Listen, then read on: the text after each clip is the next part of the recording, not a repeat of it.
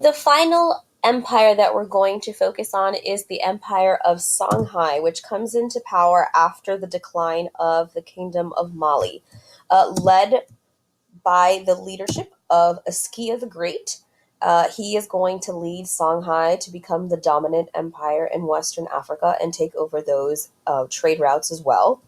Askia the Great was also a devout Muslim, and so he greatly supported education and learning and promoted that throughout his empire, which is why the city of Timbuktu becomes a huge center of learning.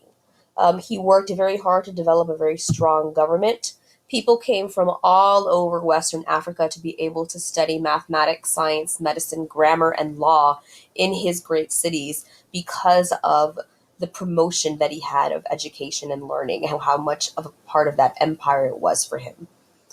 So Songhai is going to take over this region of Western Africa and continue to use those trade routes.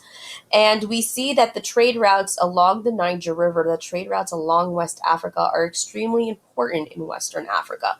And that's why when the Europeans first come over, then in the early 1400s and 1500s, trading is a major part of these West African kingdoms. And they find that the goods that they trade with Europeans gives them more wealth to be able to trade and become more powerful throughout their own region.